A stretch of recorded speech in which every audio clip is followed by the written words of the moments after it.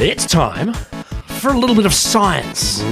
I'm Will Grant, an Associate Professor in Science Communication at the Australian National University. And I'm Rod Lamberts. I'm a 30-year science communication veteran with the mind of a teenage boy. And today, well, we've been at the Beach Large Hadron Collider. Yeah, drinking in swimming cocktails. In fact, I'm still there. I don't know where you are. Of isotopes and science and stuff like that. So rather than giving you our regular pile of science, we've saved you something delicious. We've been squirreling away little snippets throughout the millennium, and you're going to get a bunch of those right now. It's going to be fab. Enjoy. So conspiracy theorists, right? What kinds of people tend to believe in conspiracies? Like, we've all got... Conspiracy theorists. Exactly.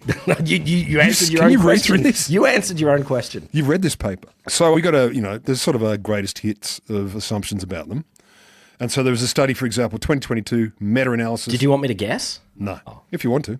People with moustaches? Yep. People who drive Saabs? Yep. Because they're all second-hand now. Indeed they are. Indeed they are. Mandolin players? It depends how many you have. It's a numbers game. Fans of Monopoly? Which version? Star Wars? Or like your No, conspiracy Monopoly. Like it's moon landing and JFK like Park Lane and Mayfair. How fucking confusing would conspiracy Monopoly be? These rules are bullshit anyway. You made them up. I don't believe you. Show me the manual. So as a rule, from this meta-analysis, for example, Journal of Research and Personality, my favourite personality research journal. Yeah. On the whole, people who believe in pseudoscience or conspiracy theories, they seem to bang them together. They suffer from paranoia or schizotyping. Don't necessarily suffer from. But more likely to be, More likely comparatively. to be. Yeah, let's not do a value judgment. Maybe paranoia is their superpower. Yeah, they're not valiant. They're just saying they suffer from it. Like I suffer from intelligence. No, but that's like no. So no one suffers. Okay, intelligence maybe, but no one suffers from. I suffer from strength. It's got me fired from 12 jobs. They tend to be narcissistic, religious or spiritual, and of course have relatively low cognitive ability. That's a classic from 2022. So freaked out, on themselves, like God, dumb. That's the summary. That's from this study. But a lot of people, if you ask them to list it, and I didn't give you a chance, they'd probably say similar things, like they're freaks or they're really conservative. Or like God. Depends on, I get the whole spiritual, but I kind of question I doubt they're members of consistent classical traditional religions. I think they're the people that are more... They're open to a wider range of religious beliefs than... They might be spiritual. I don't doubt that. It's the spiritual versus religious thing. Well, they say both. They are not equivalent. They're not equivalent. Not equivalent. They are. This is in the Journal of Research and Personality. No, but still, I'm just saying. Journal. Not the same thing. You can have your hippie spiritual. Yeah, you can. And they're like, no, I don't believe in... I got no doctrines, man. Yeah, exactly. Unless you disagree with me, and then boom, it's on. No, I agree with you. Like, it's a bit, let's call it nebulous, a bit fluffy. This new study, so it's led by Adrian Phonemes. I don't know if you've heard of him, but he's a relatively famous psychologist. He's been a professor at a bunch of places, including the University of New South Wales. But he's now at the Norwegian Business School. I think he's in his 70s now. He's done apparently more than 1,200 papers. He's written fuckloads of books, like tens of books. And he apparently has published around 20 papers, he says, on conspiracy theories over the past 10 years. So he's interested in exploring factors that might influence whether a person has, quote, beliefs about cover-ups. So it's like the idea that there are powerful organisations or collectives that are concealing the truth from the whole world and that only the people with conspiracy insight can see them, that kind of thing. So study, 253 adults, UK, US, Canada, South Africa. So, all 4 countries. They averaged 49 years old. So they wanted to measure conspiratorial thinking. So, of course, they created a scale, 10 points. And they were rating statements like, politicians usually do not tell us the true motives for their decisions. There's a lot of critique of some of these scales. No. Well, it's like you don't have to be a conspiracy theorist to think politicians might have other motives. Wait a minute. Okay, keep going. Are you anyone healthy has to be a little bit of a conspiracy theorist? That's what they all say. Like you got to maintain your skepticism. Your conspiracy skepticism. Another one is like this: government agencies closely monitor all citizens. Again, 10. All of them, all citizens. Well, they do closely. Closely. What's your definition of closely? Well, not far. Okay. Details were. What else you got? We also mentioned their profiles on the high potential trait or trait indicator. So it measures 6 traits: conscientiousness, adjustment, curiosity, risk approach, ambiguity acceptance, and competitiveness. So those are the 6 that it measures. It's apparently a reasonably well-tested scale. They found, this is interesting, they found no correlation between a person's level of education and their capacity to believe in, as they put it, absurd conspiracies. Okay. So education, no. Two big findings though. One, strong correlation between endorsement of conspiracy theories and a low tolerance of ambiguity. So yeah, you're into conspiracy theories coupled with a difficulty or a not good at dealing with ambiguity. You need certainty in the need world, certainty. and so your way of getting certainty is having a conspiracy theory. That's kind of what they're saying, yeah. So saying people feel, if they feel insecure or uncomfortable, they don't know all the answers.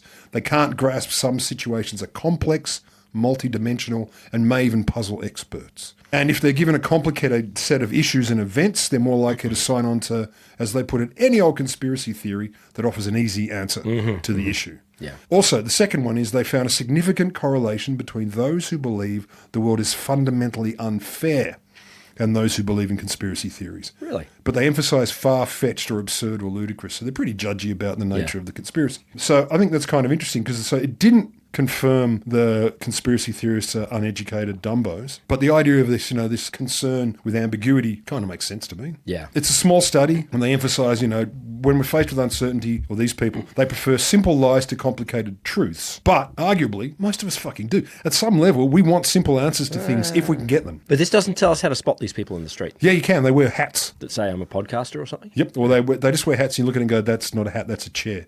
That's how you can tell. They stand out. They refuse to get the vaccines because obviously 5G, probably But aren't 6G. you a conspiracy theorist at some point? Oh no, mine aren't theories. I don't know, am I? I don't discount the idea that there may be some wacky things going on, but I have a fundamental skepticism and cynicism about humanity's ability to organise shit on a grand scale. Totally. That's what totally shuts it get down that. for me. Totally get that. I think that surely, as a scientist, you have to be skeptical of established, permanent, for all time truths, and you have to be skeptical. That I do, but does that make you a conspiracy theorist, though? No, but it says, a healthy skepticism points to this as well. Now, someone who then, can't tolerate ambiguity and then signs up for, the way to explain it is X. They're all evil. They're all in. That kind of thing. It's a cabal of. That's a jump from healthy skepticism. Yeah. But I think we should always respect a little bit that healthy skepticism is a key part of society. That I agree with. Conspiracy theories, however, and I mean, obviously, we're talking about people who maybe leap to them a bit too quickly. Yeah. Okay. And accept them a bit too broadly. And again, I'd say that understandably, right? There's complex stuff going on. There's things that people are getting freaked out every damn day. And someone comes along and goes, if you don't think too hard about this is a vaguely plausible explanation or way through it. It's seductive. It makes sense. You feel better.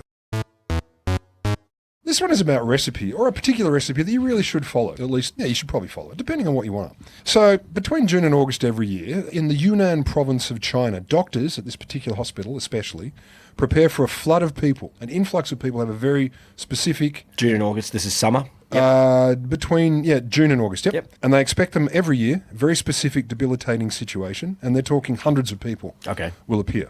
And it coincides with mushroom season. So this type of mushroom, the Lanmoa asiatica, it apparently has a symbiotic relationship with pine trees in the forest nearby. Okay.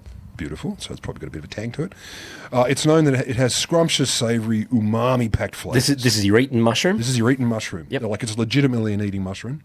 Super popular with the locals. Yep. And they serve it up in restaurants and people will eat it at home. Like it's popular. Yeah. People look forward to it. They go, yay, it's Lanma. They've probably got a shorter name than the Latin. And probably, I don't think they're using Latin very much in that province. No, that's where Latin was actually first spoken in Yunnan in China. Okay. And then the Romans embraced it after they overtook the steppes people of Yunnan. The steppes. Do you even know where the steppe is? No, in Yunnan. Well, no, it's not all of it. I mean, the steppes, they butt against Yunnan. Yunnan at the edge of the province is like quite a big wall. Don't come to him for geography. No, at all, or history, or science, really. So anyway, they serve it up in restaurants, eat it at home, etc. It had some weird properties, but people kind of went, for many years, we don't really know, we don't really care, whatever, don't worry about it. Until University of Utah biology PhD student, this guy called Colin Domnall, we'll just call him Colin, he came along recently and he went, I want to suss out a bit more about this mushroom because there's stuff going on here. And he was talking to the BBC apparently. But he said, so I went to start looking at it. I went to a mushroom hot pot restaurant in Yunnan. That sounds so good. Doesn't it, man? It sounds you just go like, so good. And you hear the umami and the flavour. And you're like, nom, nom, nom, nom, nom, nom, nom, with a really cold Tsingtao. And whoa, fuck me. Anyway, they bring a hot pot of mushrooms to your table. How's the drilling going? The server then sets a timer on the table. They set it for 15 minutes and they look to them and to all guests and they say, do not eat this until the timer goes off. Oh, you got to sit there looking at your food for 15 minutes? And smelling it, embracing it. Because if you do, you might see little people. A lot of them, and for quite a long time. So it's a hallucinogen? Yeah. Or it's making little people pop into existence, yeah. You might not be clear which way you fall. So apparently the people who eat it before the timer goes off, and there appears there's quite a few, often end up in hospital because they have exactly the same symptoms. So it's a consistent hallucination that they're getting? It's a consistent hallucination. Yeah, okay.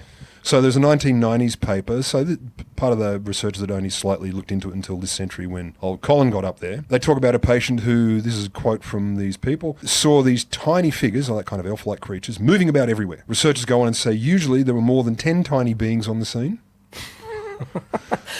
See, that'd be the thing. You know, I'm the doctor. It's like, you know, when we're documenting the hallucination, it's like, okay, how many of them? That's the important thing. Like More than 10. If it's only 5, then whatever. Go home. Happens to everyone. But if you've got 50, then... Yeah. This guy, put him in the 20 room and we'll see if it grows or shrinks. Apparently people would see them on their clothes when they were dressing. They'd see them on the dishes when they're eating. Some would see them marching under doors, crawling up walls and clinging to furniture. So they're people shaped? Yep. Humanoid little figures, and some say the visions would become more vivid when you closed your eyes, so you'd see them when your eyes, which is fucking relaxing. Yeah, great. There was a professor in Yunnan who had a chat with Colin, and he said, this is what happened to me.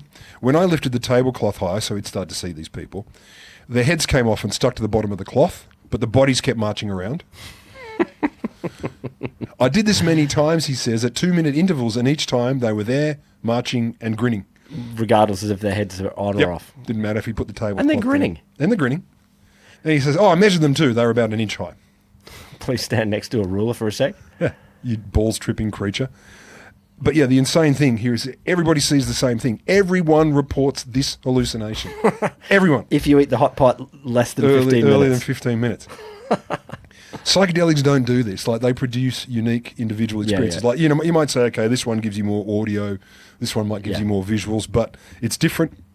They do not tend to be consistent across people or space. But so let's look at the psych literature says, look. I assume everyone there is culturally aware this thing happens. Like, if they're keen on the mushrooms, they've known it for ages. This is one of the questions. Is it possible that it's culturally, not culturally bound, but a culture is generating the things that they see? Is it possible? It is a question. It is a good question to ask. So the psych literature says apparently the appearance of tiny humans does appear in academic literature a bit. It's called Lilliputian hallucinations, for obvious reasons. So it has been noticed, but not hugely. And it's not a standard reaction to one syndrome or chemical. So some people have these. Oh, you can get this on other things. And it seems that often it's for things like. But if you're wanting to generate a tiny human thing, this is the most consistent way. Not all people who see them have taken the mushroom, but all people who take the mushroom inappropriately see them. Or appropriately, depending on your goal. Or inappropriately, yeah. The Yunnan thing is strange. So does it happen elsewhere? Are there other mushroom stories about mushrooms and little people? Yes, there are. Really? So in the Philippines, apparently there's stories, and there's the one that I'd grabbed, the quote was, one elder tribesman in Papua New Guinea describes the effect, explaining how he saw tiny little people with mushrooms around their faces. They were always teasing him, and he was trying to chase them away. So at least 2 other countries report eating a mushroom and having this particular hallucination. So Colin, our intrepid PhD researcher, says, look, it sounded so bizarre there could be a mushroom out there causing fairy tale-like visions across cultures and across time and space. I was perplexed. I wanted to look further. That, if it's coming up in different places, somewhat rules out the cultural. You would think so. Yeah, you're like, So what was the next obvious thing? Or you better give me an answer to this. I'll give you an answer. Right. I didn't say you'll like it. So one of the obvious things to do next is, okay, let's just double check what's the active substances in these mushrooms. So they're not like traditional magic mushrooms. They don't have psilocybin. Mm-hmm. They got something else. And so far, not that long ago, in the last Did they publish it as something else? Like, is that the... Not we that finally found the active thing, it's something else. Yes. They still haven't worked out exactly what it is, the active ingredient, unless it's happened in the last, few months. And I love one of the quotes. One of the studies goes, even Albert Hofmann, the Swiss chemist known for being the first to synthesize, ingest, and learn about the effects of LSD, failed to identify the molecules that cause these hallucinations. So this guy's really into LSD and shit, and he couldn't find it. So people started going, maybe it is still cultural because we can't find a mechanism. Maybe it's just social cues. Maybe there's no pharmacological basis. Maybe they're just slightly different social cues, but for whatever reason. But it seems that... And so it's not like you're in a crowd of people and you're seeing the people as tiny. No. You're seeing additional tiny people. Generated spontaneously, extra people. It seems that the mushrooms in these different places are all genetically similar. They're variations of the same thing. And when they give the extracts of the mushrooms to mice to see if it has an effect on non-humans... Do they see tiny mice or tiny humans? Yes, they do. They talk about it too, which is really freaky. Just, I would like to know if it was the tiny humans or tiny mice. I wish they could have told me that, because that would be fucking amazing. But as far as they got was they said, look, they would show these increased hyperactive periods followed by a long stupor and symptoms that mirrored some of the biological, physiological effects that humans got. So they're saying there's biological effect from these mushrooms. Yeah. There's at least a biological effect of some Something's description. going on. Yeah. Mood states or energy states, whatever. So something's active. It's not just social, cultural, imagined, whatever. There's something active going on. So as they try to look for the mechanisms, they really want to find out, because the people who are in the psych literature who also have Lilliputian hallucinations, who haven't had the mushrooms, it's people who might have had like organic psychosis, so brain damage from alcohol. Oh, okay. Not many. We're talking a few hundred, at least since up till 2021. It was first found in 1909. They've only seen a few hundred people, 200-300 people. But the relatively few who get it seriously, about a third of those never fully come down from those hallucinations. Not the mushroom people, the people who just get it in their brain. They potentially continue to see these permanently creatures. sees tiny little people. Clearly this means they exist, right? These people are real. The little ones are real. I don't think clearly it means that. Clearly. So it's a bit mysterious. Like, you got to figure, because, we're science brain people, we can't help ourselves. You got to figure there's a very specific mechanism working on particular parts of the brain, but it's not 100% yet, because at least, as I say, unless it's happened very recently, we're not clear what the mechanism is, which bit of the brain it's fiddling with. But I'll leave you with this. If you're tempted to try the hot pot timer yourself, and I am, like, I'd be so tempted to try it, to go in early before the 15 minutes, because... Well, it doesn't sound like you're going to die. No, it sounds like it'd be hilarious. And you see little things. But it is worth noting before you dive in. Before we go to UNAN, and we will, obviously, we'll do a little bit of science field trip. Maybe. The hallucinations can take 12 to 24 hours to kick in. Oh. And they can last up to 3 days. I got work. I don't think... That's the problem. I've got work. Otherwise, I'd be fine for seeing little creatures everywhere. I don't want to be answering emails and there's little people dancing around. No, and you probably wouldn't. And also, if you do get hospitalised, they reckon often the hospitalisation can last for up to a week for the people who experience it. So it probably explains why Colin, the researcher, has yet to try the mushrooms himself. Well... Alrighty, so botany can take a very long view on things, and I didn't know this. And I don't mean the plants, I mean the botanists.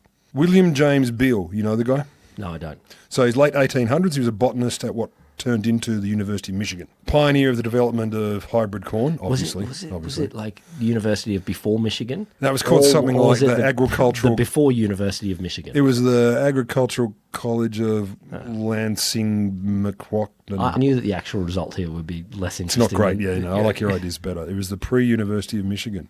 So, he developed, or was one of the people who developed hybrid corn, founder of a particular botanical garden, yay for him. 1879, he fills a bunch of bottles, 20 bottles, with over 1,000 seeds in each of them. 50 seeds of 21 different kinds of species. All mixed up? All mixed up from this area. So he just basically 50 seeds, different thing, puts them in a bottle in some sand, I believe. Was this deliberate? Yeah, deliberate. No, oopsie, I filled 20 bottles with seeds. And he buried them in a row somewhere on the campus. Bottles buried? Mm-hmm. 20 bottles full of seeds, all the same. Are the bottles sealed? Yep. It wasn't like a competition who could grow out the top. Well, or who could bury the fastest. No, it was... No, like the seeds. Let's see which of you no, deliberately sealed. Deliberately sealed. Like, I'm making a silo here. Let's see which one Juliet is in. Like, exactly. let's get you... That's it. Like, knock if you're still alive. No, he buried them in a secret location on the campus. And the plan was that he and people beyond him would dig up one bottle every 5 years. Okay. And then they'd plant the seeds and see what grew and how it grew, etc. I like that. Which is kind of cool. And what he would do in the 5 year... Shouldn't make it too secret then. Well, that comes up. So he would wander out at night every 5 years to dig up the bottles because he didn't want to accidentally expose the remaining bottles to daylight in case that triggered seedish reactions. So he'd wander out at night and grab one bottle, and he didn't want people to know where it was, so he was a little bit furtive because he didn't want people messing with his stuff. That's what people love. The furtive botanist. Yeah, like... Furtive is never a positive adjective. No, it is if you're protecting your science. Protecting your science. No, it's like no one says, he was very furtive in a way that says... But in a good way. This helpfully furtive even if you say, but in a good way, you're like, what's the good way? Yeah. And now I'm thinking about the bad ways first. So why did he do this, though? So what he wanted to do was understand how long plants could last in soil without any light and moisture, etc., and So then they're still in a be glass triggered to bottle. grow. They're in a glass bottle. Yeah, yeah. How in long sand. does a seed last? Yeah, and then can still reoccur. They're packed in with sand. So we're saying they can't grow at that point. No so there's nutrient, no nutrients. moisture. Yeah, just sit there sort of inert. Yeah. And he was probably trying to help local farmers who were getting really frustrated that they would plough their fields and have to weed all this stuff, and there'd be certain weeds that wouldn't appear for a number of years, then they'd turn the soil over, and then suddenly there'd be a shitload of a particular kind of weed, and they'd be like, what the fuck is going on here? How come these things are if still only we alive? could get rid of all of the things in the soil. That, Put them in bottles. yeah. Story over. So they wondered how long also, maybe how long would these seeds take to stop being viable? If they were buried, wouldn't they just fucking give up? Was part of why he was motivated to do this. So once he took the bottles out, of course, he'd pot them in soil, see which would grow and which wouldn't. So this is great, but there are 20 bottles, 5-year intervals, so we're talking a 1 century long experiment. And he knew maths, and he knew that he wouldn't live to see the end of the I experiment. reckon he should have gone add years. Add years. Yeah, as in like you start with 5-year gap and then you you go go 7. 10-year gap. Well, yeah, okay. Then Whatever. 9.5. Because if you've got 20, you don't want your gap to be the same each time. You want to expand your gap. It did wiggle. Expand your gap. Expand your gap. That's what they'd never say in London. Indeed. Expand the gap. Also not a T-shirt slogan. Well, it could be, but I don't know why. It's really sad. What does it mean? That's the point. That's the point, man. So basically a line of custodians formed at Michigan State University who had passed the torch The secret knowledge of where they were. of where the seeds were and what to do. And this became pretty critical because after a while the plan changed a little. So at some point the landmarks that originally helped people find the bottles Were all bulldozed. gone. Exactly, disappeared. So someone at some point drew a paper map, which I gather they said is a bit more like an architectural plan, but they said basically it wasn't stuck up on the wall in the botany department and go, there it is if you want to go and have a look. It was kept a little bit Yeah. between the initiates, the known folks. Also, the gaps between digs did rise, 10 years for a while. Good. And then it got to 20. Good. Got to 20. Good. That's what I'm hoping. And, well, you got your wish. And that means the experiment is still going now. So how many bottles are left? How many bottles have been opened? 16 have been opened. And there's 4 left? It's 4 left. That's maths for you. You're very good at this. So it's still going now, and 2 of them were delayed for external circumstances, but they're very similar. So the 1919 one was moved to 2020 because of something to do probably with the 1918 flu. 1919 was moved to 2020? It's a 1920, sorry. Okay. That is a big gap, yeah. Yeah. Something to do with 1918 flu, they speculate. So there was some stuff. And the most recent dig, which was supposed to be in 2020, was moved to 21 because of COVID and campus shutdowns. Yeah. So there's a little bit of wiggle room. Yeah. But I don't think that's particularly Doesn't really critical. matter. No, it doesn't really matter. So the person in charge of the most recent retrieval, the 2021, he was the 7th person to be in charge of this. So the 7th person, Dr. Frank Telewski. So he's a professor of plant biology at the uni, no surprise. He dug up his first seed bottle in 2000 with his predecessor, Jan Sievart. Very Dutch. Sievart, sorry, I apologise, Jan. But Jan died in 2009, so luckily it was passed on in 2000. The next person got it. Do they pass on to someone young or old? Is it like a old pope to old pope or old pope to No, young it's pope? older to younger, it seems. They're not that dumb.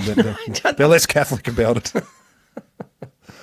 So the custodians, they don't tell non-initiated people where the bottles are, because if it gets out and it gets more famous, obviously people will, for good or ill, they'll mess with it. People will what? People will mess with it. They'll go and have a little diggy poo. Jesus Christ, no, they Someone won't. will. No, Someone they will. won't. Someone will.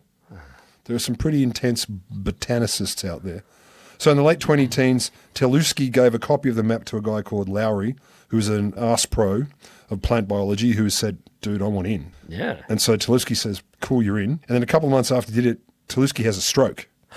So obviously it's cursed. So you don't give it on your deathbed here. Like that would be dangerous because then... It would. Because then if you give it on your deathbed and then old mate dies like in a donkey crash straight outside. That does happen. Like that's... Michigan's a traditional university. No doubt. But it's just... You should probably share it in enough time in case your initiate doesn't... Before that or, brain damage from a stroke. However, Telewski did recover. Good. But it made him and Lowry, the guy who inherited the calling, pretty aware that you need to make sure you've got a good succession plan. Yeah, exactly. So that's why you have an heir and a spare. You do have an heir and a spare. In this case, an heir and 2 spares. So they've got Overkill, man. 2 more people in. No, then they don't commit. Oh, they committed. And one of them was the first woman to be an initiate in this thing. Well, there you go. So the gesture you made... Doesn't count anymore. Good. But up until that point, actually, it still could count. You can anoint anything. Not in that hand gesture. With that hand, you can anoint anything. Don't make me prove it.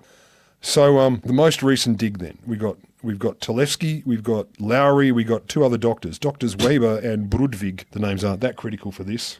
But the most recent dig, the one that was delayed from 2020 to 21. So a few hours before sunrise, the team meets up ready to go with a plucky and intrepid reporter from the New York Times as well, because Of course. you got to cover this shit. You don't get local? No, you go national with this. Not the local student paper? This should be the international paper. So they're all there. They've got their green headlamps because the green light won't accidentally make the seeds germinate in the remaining bottles. So it's kind of like having your photographic lamp. You don't have a normal light. They got their map. They got their digging sticks, etc. They get the map out. They go to the spot and they start digging. No bottles. What? So they keep making the hole wider and they're like, still no bottles. So they're starting to freak out. How accurate is the map? Apparently quite accurate. So they're freaking out. It's getting towards 6 a.m, so the sun will be rising soon. They're like, oh my God, oh my God, oh my God, oh my God, oh my God, oh my God. And then someone goes, oh, you've been reading the map wrong, you idiots. It's 2 feet to the west. So they shuffle a bit sideways. They start digging, and apparently, according to one of them, there were some false alarms. They're hitting tree roots, they hit a rock, and one of the doctors is now digging with her hands. So she's starting to panic. And finally she finds something smooth and goes, fuck, we found a bottle.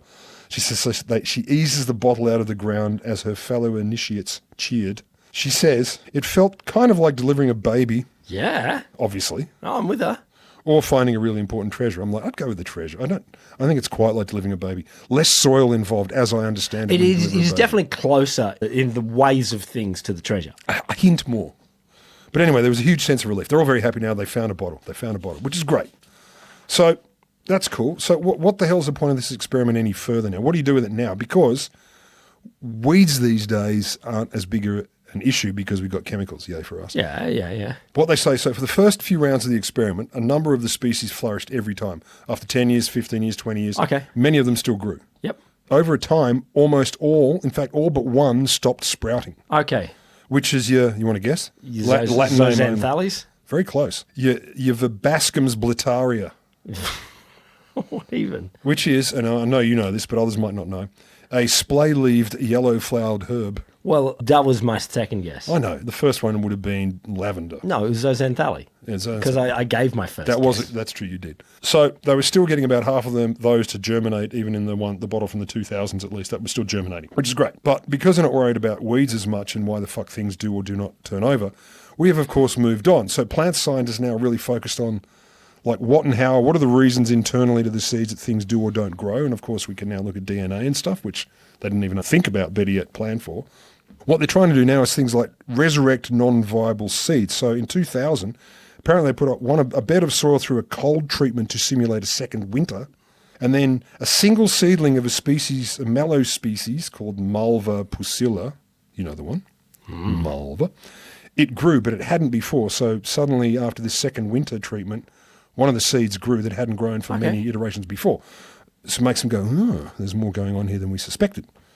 And so they're playing with other factors, like they smoke some of them because some germinate under fire conditions, but also to see what they might do as pollution increases. So there's starting to fuck with these seeds from the past to see. I think as well. I mean, the chuck them in a bottle with a whole bunch of other seeds and put some sand on top and bury them is not necessarily as pristine. You know, you think about the modern seed vaults or something like that. The point of a seed is to store genetic information for a later time. Yes. Now, I think there's probably a lot to be learnt here about how long seeds can last, and I reckon under pristine conditions and knowing what is going to trigger them to germinate, I think it could be quite a while. Yeah, it's actually quite useful.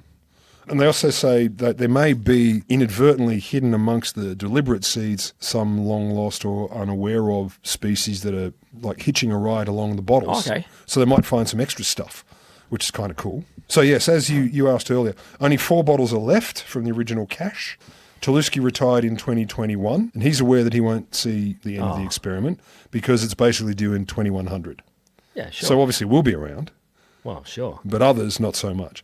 But what amazes me most about this, other than the science and stuff, is just this idea of intergenerational projects. Like, we're not good at them as humans anymore. We're not as good at them as we were.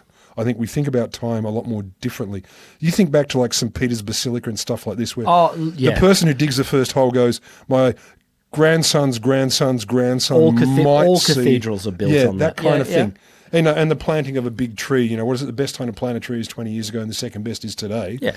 But on the whole, But it's impressive. and I love it. But there are a bunch of like the health and welfare sorts of studies that that actually they get results straight away. So they go, let's check up on whatever cohort of people, see how they're doing in our country, and then we keep measuring them, or we might measure the same type of people.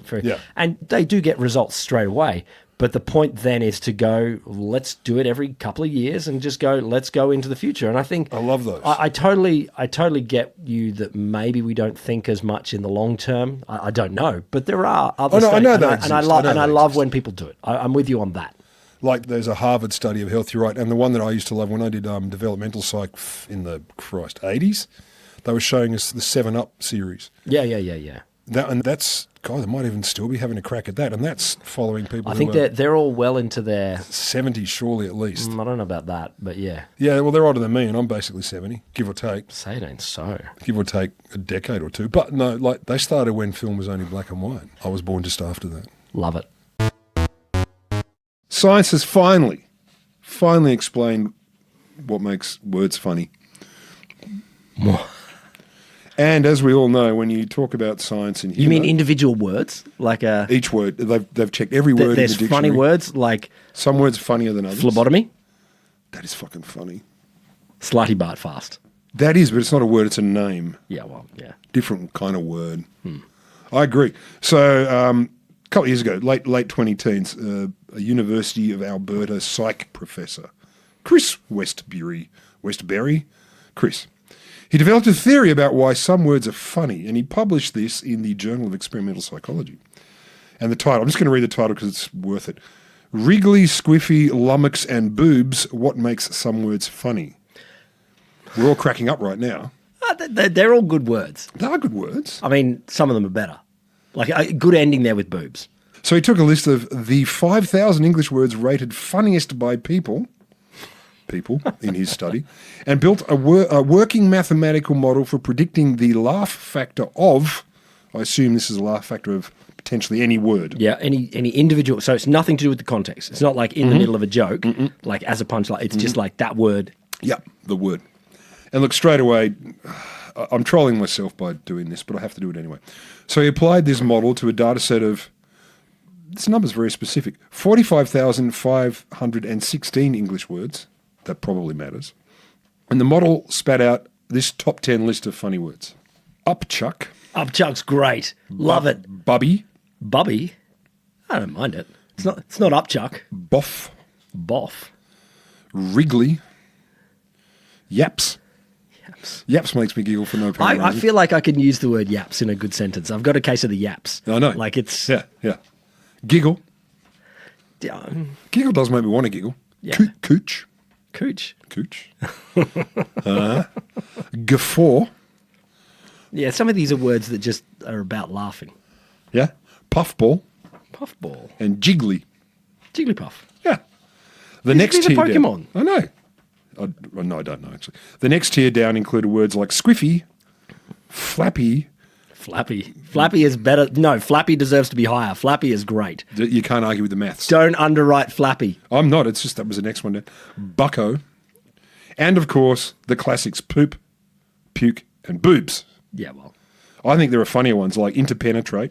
That is a great That word. should be there. You just have to give some context to our listener that he and I went to a humanities conference once, which was lovely. They were all lovely. Everyone was lovely. Beautiful people. But there was a lot of people talking about how interpenetrative everything was. Sincerely and the teenage boy disgusting. over there could not handle. It killed me every time. The very sincere, highly scholarly academic goes, I think the interpenetrative potentials of this, and I'm like, you don't even realise what you're saying, or you do. Another word I'd put up there is fistula. I think that's pretty funny.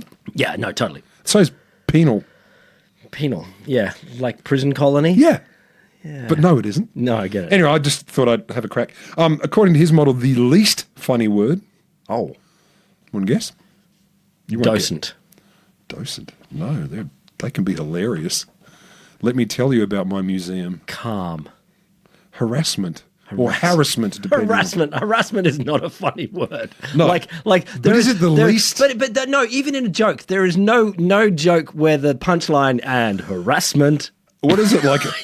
A rabbi, a bishop, and an atheist walk into a bar. Harassment. It doesn't work. No. It doesn't. It's not a funny word, and the context it's used in are never funny as well. So, like, maybe harassment's not great. I've got a few others that I'd like to put onto the mix as well because, you know, in the spirit of, you know, I gave you my funny ones. I think least funny words could include leprosy. No. Leprosy can be quite funny. Like, I'm sorry to... Apologies to the lepers out there. Apologies to those with leprosy. You in the colonies. We don't call them lepers anymore. Those What do with we call them? Those with leprosy. Oh, not victims? Well, it could be victims if you want. Depends how you frame it. Like, victim is a different state of mind. But I'm just saying they are people with leprosy. Okay, what about molestation? Molestation. See, is that funny? There's a little bit of You're it's smiling. Like, there's some moles out there. Like you look at, you know, It's like too many moles. Doesn't happen in Australia, but an English person looks at their garden and goes, fucking molestation. I'm full of moles. Stakeholder. I use stakeholder for jokes quite regularly. Yeah, it's not a funny word though. No, it's not inherently funny. Anyway, I just like to, I like to push back against studies about humour. Anyway, this was just phase one. So coming up with that top 10, etc. That was just phase one. That was just phase one. Oh yeah, strap yourself in. So he wanted to find out more and come up with a, quote, truly quantifiable scale of funny. It's a weird moment where someone says, this is what I want. Yes. When you were asked by the universe to define what you want, and you go, truly you know what I want? quantifiable scale of funny. You got 3 wishes, says the science genie. And he's like, you know what? That one. And I don't need the other 2.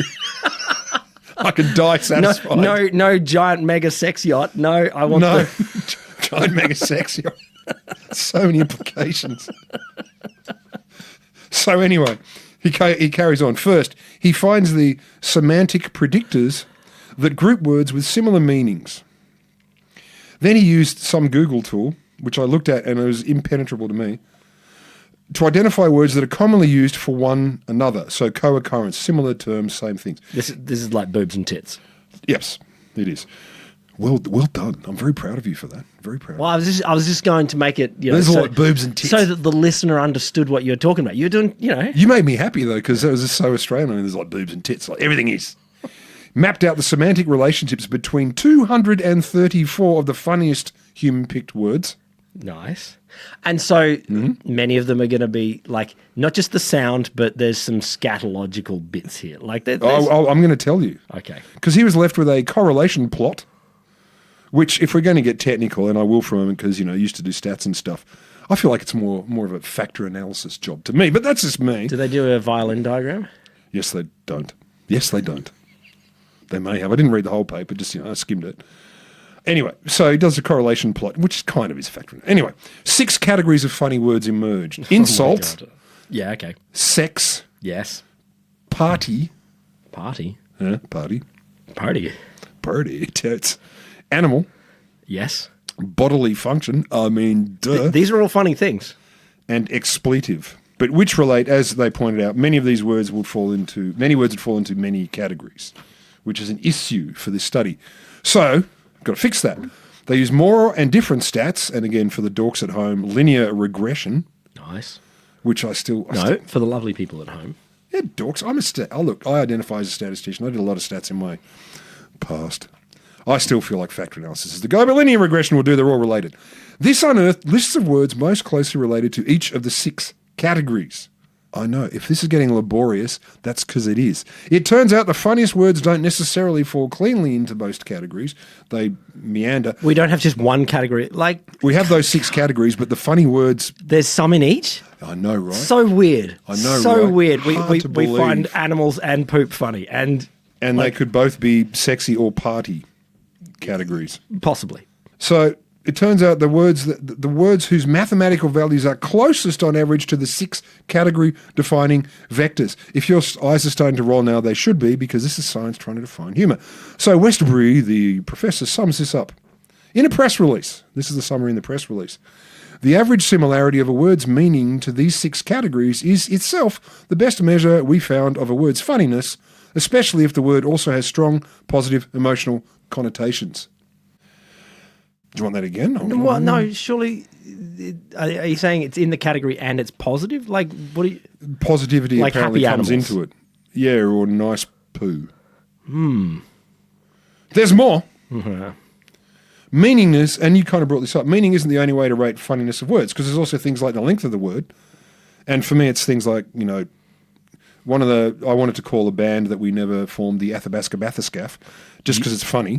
Yes. And it's long. Yeah, but no one can pronounce it. No, they can't, but it's hilarious to say it. We are Athabasca.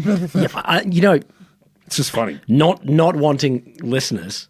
You're not laughing. I don't understand. You're trashing the band. That wasn't my band. That was a different band with your other friends. Yeah, our band is Squadron. We all know that. It's Squadron. And one day our album will drop. Because you can fit it awkwardly across your 8 knuckles. So anyway, word length matters. Also, and here we get to the crux of it, commonness of individual sounds, or phonemes for the technically minded, that make up each word. So phonemes are the distinct elements of sound in a specified language. So, for example, k is a phoneme in English, and it occurs in words like cat, kit, scat, skit, etc. But it's nothing to do with spelling, it's the sound. K is a phoneme. So is ba and other such things. So the second analysis he did notes that there are so many words that are hilarious, apparently, that start with k or have k or oo in them. Ooh. No, oo's good. Ooh. Oo's great. Like poo and woo and boobs. Boobs, you're right. Tool. Particular phonemes are funnier than others. Why? Because they are statistically improbable, aka they don't happen as often, which links into the incongruity theory of humour. Yes. Which basically is we find humour when our expectations and reality Are you going to don't tell align. me, just give me the funny, tell me how to use these things or something. Do I just say boobs in every sentence? Yes, you do. We're using them now. So basically, the fewer times a word or its phonemes are, the less common they are, the funnier we think they are, according to this theory. Also, words that end in l, like waddle and wriggle, were kind of funny. And I agree. And I'd add womble. Womble's a great word to add to almost anything to make it funny. I saw a womble the other day. Did you? No, it was a guy that looked like a womble. But he very much did. Commiserations. So basically he makes a bunch of conclusions. One of the quotes, people laugh based on how improbable the world is. But for this to work, he suggests for words anyway, our brains are constantly parsing language for subtle semantic cross-connections and statistical probabilities. Yeah, maybe. Obviously. Yeah. And the result, at least on this basic one-word level, is what we call humour. Oh, my God. In case you didn't know. Oh, my God. I know, right? You really did a self-troll here. Oh, I really did. I'm nearly done, though, thank God.